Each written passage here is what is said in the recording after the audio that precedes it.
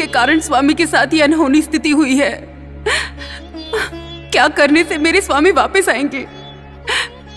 बताओ नारद, बताओ। शौनकेंद्र, इसलिए बड़े कहते हैं कि वाणी और बाण एक समान होते हैं। बाण हमारे शरीर को चोट पहुंचाते हैं और दूसरी तरफ वाणी हमारे हृदय को चोट पहुंचाती है, हृदय को छलनी छलनी कर देती है। बाण से लगी चोट तो कुछ दिनों में ठीक हो जाती है, पर वाणी की वजह से लगी हुई चोट का कोई इलाज नहीं है। मुनिश्रेष्ठों, सत्यवान लोगों की बातें बहुत ही शक्तिशाली होती हैं, इसलिए निरंतर श्री हरि को याद करने वाले हम सबको कुछ भी कहने से पहले अच्छी तरह से सोच समझकर कुछ भी बोलना चाहिए। गुरुवर, आम जीवन में ऐसा करना संभव नहीं है। क्यों संभव नहीं है? बिना सोचे समझे बात करना अच्छा नहीं है। हमारे मुख से निकली बात सामने वाले के मन को शांति प्रदान करनी चाहिए या फिर ज्ञान देना चाहिए। हमारी बातों से उन्हें श्रेयस मिलना चाहिए। दर्द पहुंचाने वाली बातों पर वो लोग दुखी हो जाएंगे और हमारे शत्रु बन जाएंगे। पर वही बातें अगर उनमें उत्साह भर दे तो वे ऊंची सफलता प्राप्त करेंगे और हमारे मित्र बनेंगे। हमें ये नहीं भूलना चाहिए कि हम लोगों के द्वारा किए गए बातों के अनुसार ही हम अपने शत्रु और मित्र बनाते हैं। मुनिवर, बातों के विषय में आपने जो भी कहा है वो अद्भुत है, बहुत अद्भुत। परंतु जिस हयाग्रीव के बारे में लक्ष्मी देवी ने श्री हरि से कहा वो कौन है?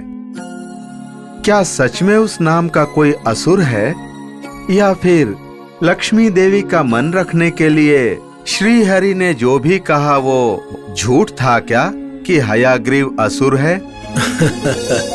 शौनक मुनींद्र, हयग्रीव नाम का असुर कोई छोटा मोटा असुर नहीं है, वो एक भयानक असुर है। उसके 4 भाई हुआ करते थे, महाकेतु, क्रोधासुर, भूमासुर और बाहुबली।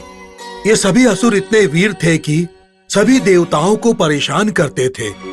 प्रतिदिन पंचभूतों को धमकाकर अपनी प्रार्थना करवाते थे।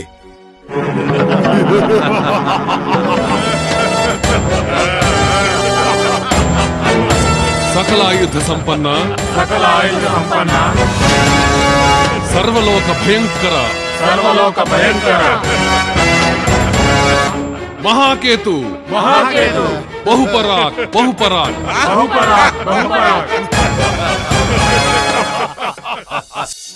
सारे लोगों को अपने वश में करने के लालच में एक एक करके श्री हरि से 1000 वर्षों तक युद्ध करने की बात को तो मैं आप लोगों को पहले ही बता चुका हूं। अपने 4 भाइयों की मृत्यु को हयग्रीव सहन नहीं कर सका, इसलिए अमोघ वर पाने के लिए उसने विधाता की तपस्या की।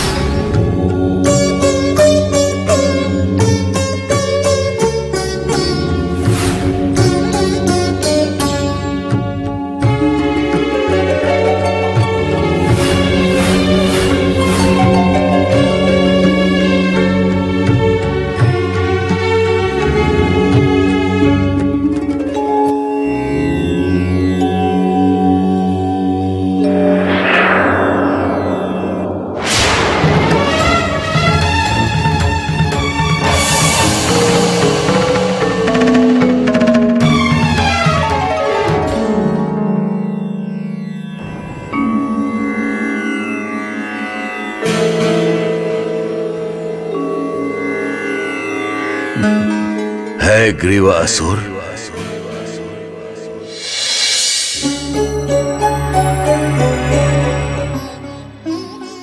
मैं धन्य हो गया प्रभु, धन्य हो गया।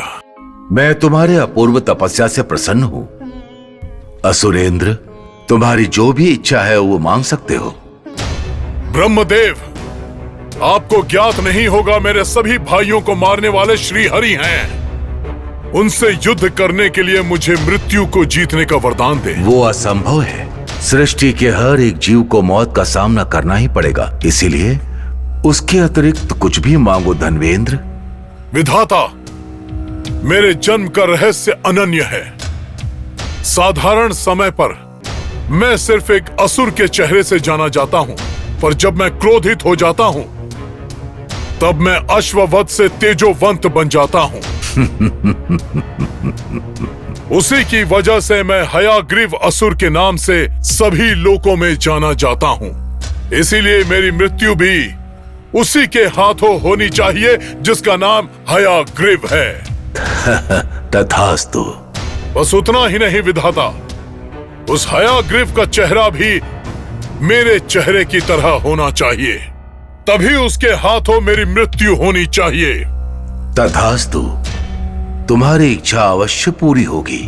धन्यवाद विधाता, धन्यवाद।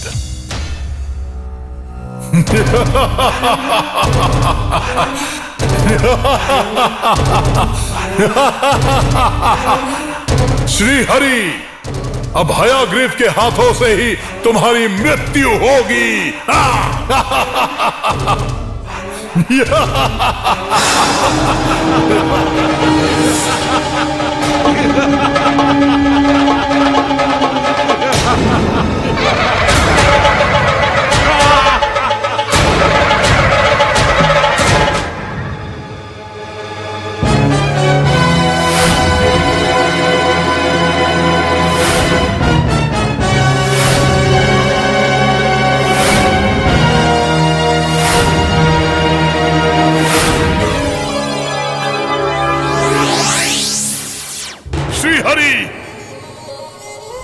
मेरे 4 भाइयों के मौत का कारण तुम ही हो।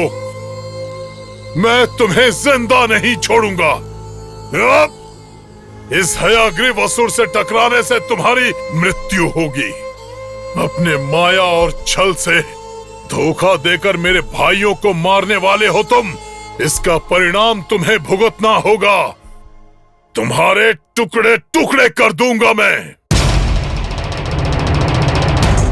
हमारे मानव जात के लोगों ने स्वयं को ये समझ लिया है कि अपने चाल चलकर जीतने से अच्छा न्याय की तरफ खड़े होकर हार मान लेना ही बेहतर है। इस हयग्रीव असुर से दुश्मनी कितनी हानिकारक है, ये मैं तुम्हें आज दिखाऊंगा।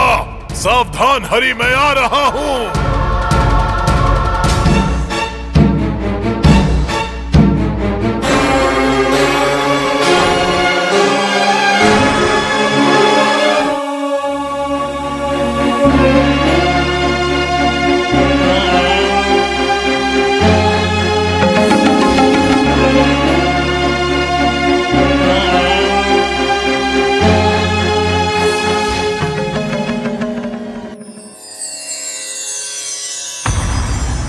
वो क्या है स्वामी?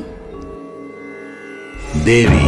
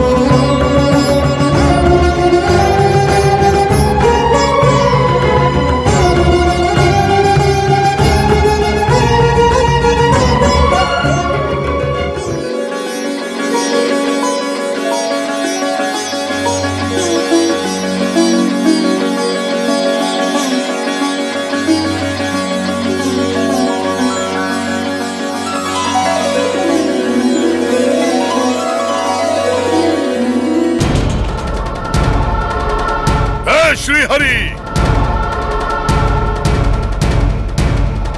मेरे इस आक्रोश से तुम बच नहीं सकते।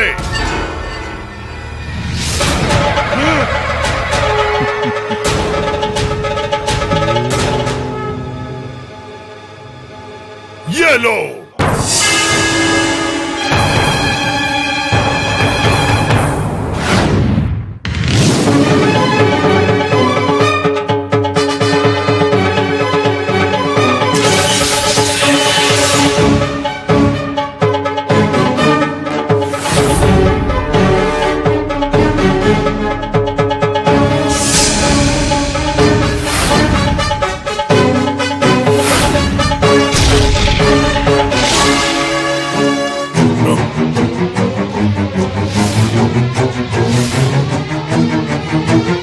श्री हरि, मेरे भाइयों को मारा है तुमने, तुम्हें भी मृत्यु प्राप्त होगी। तुम्हारी मृत्यु के पश्चात ही मुझे शांति मिलेगी। बातों से क्या होगा धन्वेंद्र, शक्ति का प्रयोग करो, तभी तो प्रतिफल मिलेगा ना। मेरी शक्ति को दिखाऊंगा, मेरी ताकत का प्रदर्शन करूंगा, देख लो।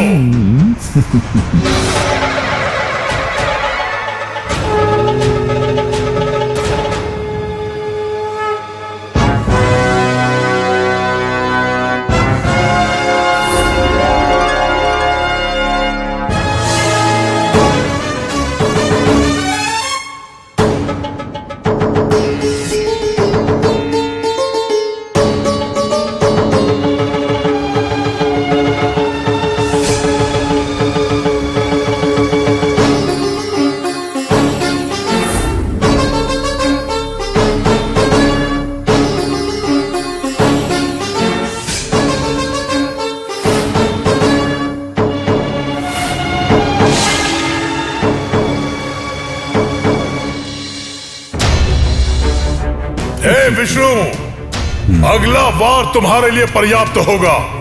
आज से तुम्हें वैकुंठ से मुक्ति मिल जाएगी।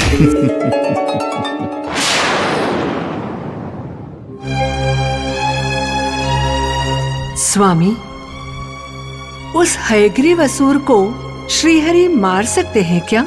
उसमें कोई संदेह नहीं है देवी। पर आपके वरदान के बाद तो वो और भी ताकतवर बन गया है। श्री हरि उससे 1000 सालों से युद्ध कर रहे हैं, पर उसमें तो जरा से भी थकान नहीं दिख रही। देवी, हयग्रीव कोई साधारण असुर नहीं है। पिछले जन्म की घोर तपस्या के कारण और उसने त्रिमूर्तियों से भी युद्ध करके जितनी भी ताकत पाई है, उसी तपस्या का फल है ये कि अभी तक हरि के हाथों से वो मारा नहीं गया। तो फिर आज उसकी मौत जरूर होगी ना? अवश्य होगी, अवश्य होगी। पर मुझे एक संदेह आया है। वो क्या देवी? ऐसे असुरों ने तपस्या करने के बाद आप वरदान क्यों देते हो? आपके वरदान देने के बाद आप जानते हो वो देवताओं को परेशान करते हैं, उनकी हरकतें हद पार करती हैं। उसके बाद आप खुद आत्मरक्षा के लिए तरीके ढूंढते हैं। देवी, चाहे वो सुर हो या असुर हो, देव, मानव, गरुड़, गंधर्व, किन्नर, किंपुरुष, सिद्ध, साधक जो भी हो, तपस्या से संपूर्णता प्राप्त होती है। संपूर्णता प्राप्त होने के पश्चात ही भगवान का अनुग्रह प्राप्त होता है। अनुग्रह से वर मिलता है। उस वर को लोक कल्याण के लिए प्रयोग किया जाए तब ऐसी परिस्थिति उत्पन्न नहीं होती। किंतु कुछ लोग वर प्राप्त करने के पश्चात उनके मन में अहंकार छा जाता है। ऐसी परिस्थिति में उनका अंत निश्चित ही है। फिर आप उनके अंदर अच्छाई को जगाकर उस वरदान को भी लोक कल्याण के लिए ही प्रयोग कर सकते हैं ना? आप वांग्मय स्वरूपिणी हो, सबको ज्ञान और स्मृति प्रदान करने वाली हो। आप इच्छा, ज्ञान और क्रिया का प्रतिरूप हो। आप उनकी बुद्धि को आप ही सुधार सकती है ना देवी? आखिरकार आप मुझ पर ही सवाल उठा रहे हैं स्वामी। ऐसा मत कहिए देवी, वो ही सच है। आप हो या मैं, शिव हो या पार्वती, विष्णु हो या लक्ष्मी देवी, ये बात मत भूलिए कि हम सब अपने कर्तव्य को निभाने वाले हैं। समस्त लोक को चलाने वाला सर्वशक्तिशाली परमात्मा के कारण ही इस सृष्टि का निर्माण हुआ है। इस सृष्टि में जो कुछ भी होता है सब उन्हीं के अनुसार ही होता है।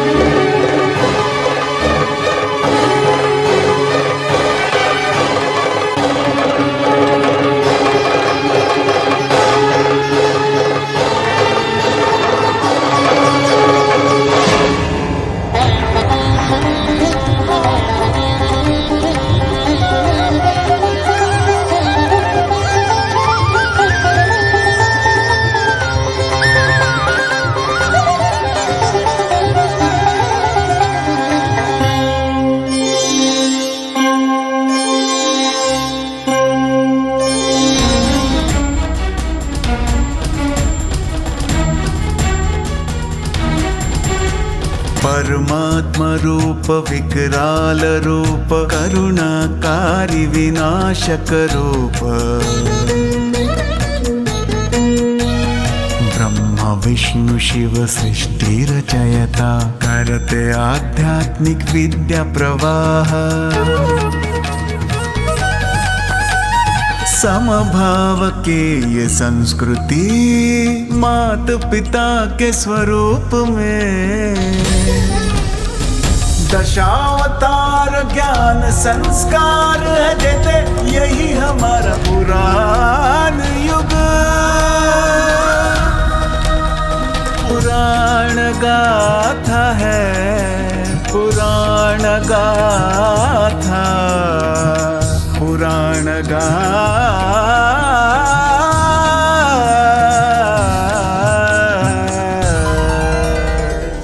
पुराण गाथा है ये पुराण गाथा। ब्रह्मा और सभी देवताओं, इस हयग्रीव अवतार से मेरे अवतारों का क्रम आरंभ हुआ है। इस क्रम को ऐसे ही आगे ले जाकर दुष्टों का विनाश करके शिष्ट लोगों की रक्षा करना ही मेरा प्रधान कर्तव्य है। धर्म को किसी भी तरह की हानि पहुंचने पर मैं अवतार लेकर असुरों का संहार करूंगा और धर्म की रक्षा करूंगा। पुराण गाथा